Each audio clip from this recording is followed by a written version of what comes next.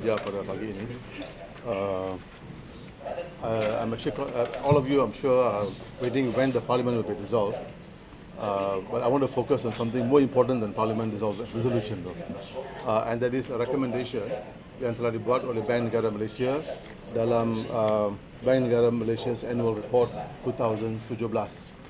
Sebenarnya buku yang diterbitkan oleh, laporan yang diterbitkan oleh Bank Negara Malaysia sebenarnya tebal. But there is one chapter which is very, very important. Very important, especially in the present situation that we have today. And that chapter is on the chapter of wages. Selalunya di Malaysia, wages are dependent or determined by inflation, by cost of living, and so on and so forth. But today, the Bank Negara Malaysia is calling for what you call a living wage. A living wage. This is unprecedented, though.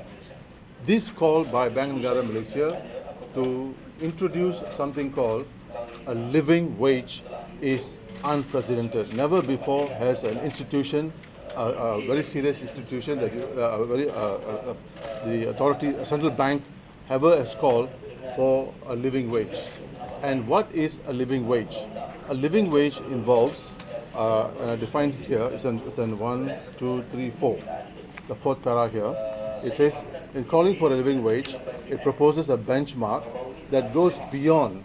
So you have food, you have clothing, you have housing, and then also to develop family and community ties, including financial security.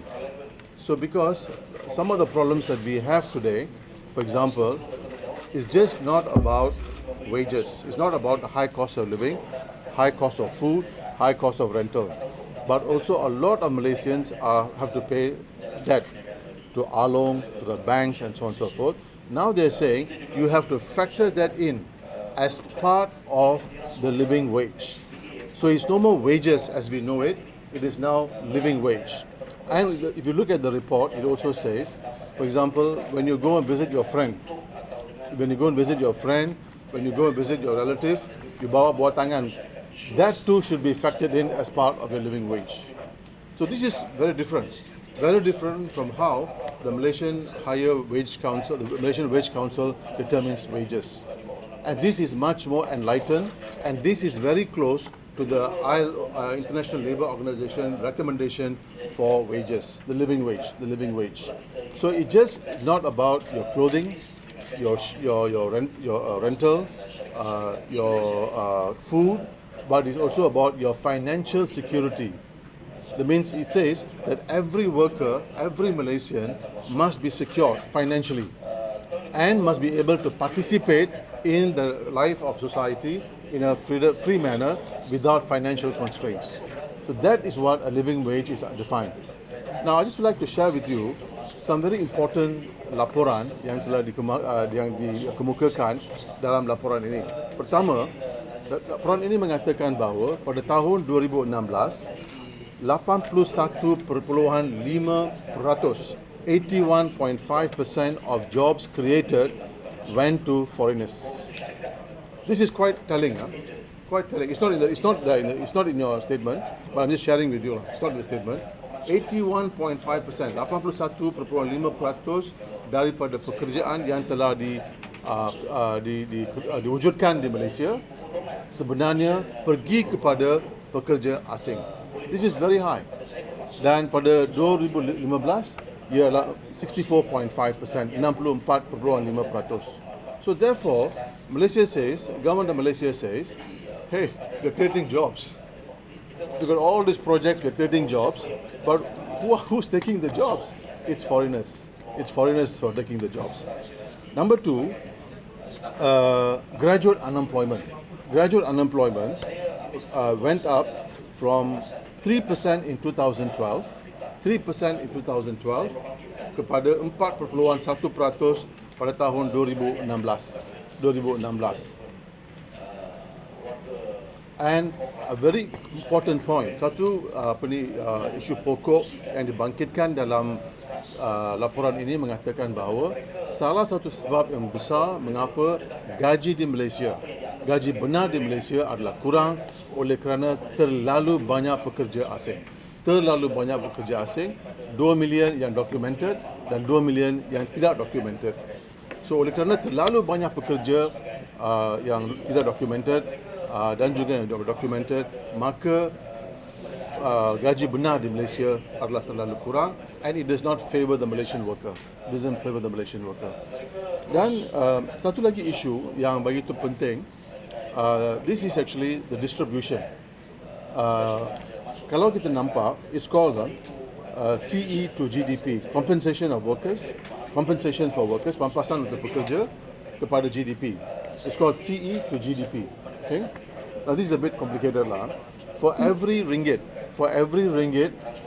that you create in the economy, 35.3% or 35.3 cent went to workers, and 59.5%, 5 cent went to majikan as corporate earnings, and 5 cent went to taxes. Okay, but the target under the 11th Malaysia Plan, which is will come to the end in 2020, is 40%. It's 40% for workers. It is 40 cent for workers. Now it's only 35 cents per worker. So that has also to increase. That also must increase. If you take countries like Australia, it is 47 cents per dollar. South Korea is 43.2 cents, South Korea, and South Africa is 45.9 cents. Whereas in Malaysia, it is very low. Now, one of the issues why living wage is being put forward, why the idea of a living wage is being put forward, mengapa living wage dikemukakan, ialah ada pandangan mengatakan bahawa sebenarnya pekerja Malaysia sekarang gaji mereka adalah terlalu kurang. Terlalu kurang. So there's no motivation for Malaysians to aspire to take up the low wages. Okay? Dan kalau kita nampak, ada dua laporan yang telah dikemukakan dalam 2 bulan yang lalu. Satu ialah laporan Bank Negara Malaysia, dan satu lagi adalah laporan UNICEF mengenai children, mengenai anak-anak kecil, kanak-kanak. Dan kedua-dua report itu jelas mengatakan bahawa kekayaan dalam negara tidak diagihkan secara adil kepada seluruh rakyat Malaysia, tetapi hanya segelintir orang atasan, dan banyak orang di bawah tidak dapat menikmati kekayaan negara. Ini jelas. So bila kerajaan katakan kepada kita bahawa negara kita adalah kaya, memang kaya, tetapi rakyat miskin. Ini jelas. Ini adalah satu rumusan yang jelas yang keluar daripada report UNICEF, termasuk dengan laporan Bank Negara Malaysia. Isu yang kedua ialah Bank Negara Malaysia sama dengan UNICEF mengatakan bahawa Malaysians are poor. Very clear. Malaysians are poor. They're saying Malaysians are poor. And then you have wage stagnation, you have unemployment, you have stunted growth. Kedua-dua mengatakan isu yang sama. And walhal Bank Negara mengatakan we need a living wage. The UNICEF report calls for a social safety plan, a social safety network, a social protection policy for all Malaysians. So ini jelas menunjukkan bahawa as we go into the elections, this issue has to become the number one issue. So because we are all fighting on what? How to improve the quality of life of Malaysians, how to improve the standard of living of Malaysians. But today, both these important reports, both these credible reports are saying Malaysians are poor, Malaysians are suffering, Malaysians are having stunted growth, Malaysians are unable to pay rent, Malaysians are unable to have enough savings from 1 month to the next month. Now this shows that the development that we talk about has come to a naught. The development that we boast about is not adequately distributed among the rich and the poor. So we are in a state of crisis. So pada pandangan saya, this gives a peluang dan juga ruang kepada pihak NGO, pihak kesatuan sekerja untuk memperjuangkan isu living wage dan mengatakan bahawa living wage must be part of Pakatan Harapan punya program, termasuk dengan Barisan Nasional. Dan cadangan Bank Negara ada di sini mengatakan bahawa pada tahun their recommendation for one person is 2,700, untuk dua orang iaitu lelaki dan perempuan, the couple lah, husband and wife, is 4,500, dan juga untuk family of 4, husband and wife termasuk dua orang anak, adalah 6,500. So this is quite clear, and in fact if you look at the numbers it makes sense. This makes sense. Why do I say this makes sense? Sebab in 2011 saya telah menganjurkan beberapa program, beberapa seminar, beberapa workshop mengenai gaji minima. Pada masa itu gaji minima. Tapi apa yang jelas dikatakan oleh semua kajian-kajian dan juga orang yang datang untuk memberi pandangan mengatakan bahawa 1,000 is too low. 1,000 is very low. Terlalu kurang. So 2007 makes a lot of sense to me. And it's done based on a lot of studies. They have met people, they have talked to people, and so on and so forth. So I think this has to be the number one issue for the coming elections. Living wage should become the number one issue because both acknowledge, Pakatan Harapan acknowledges that people are poor. Barisan Nasional also says they want to improve the quality of life. So both agree. And now you have a Bank Negara Malaysia that actually says, yes, indeed, Malaysians are poor. You have a UNICEF report that says, yes, our children are not eating, our children are facing malnutrition.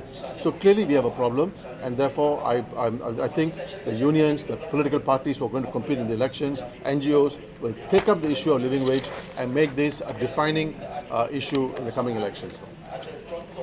Ada apa soalan?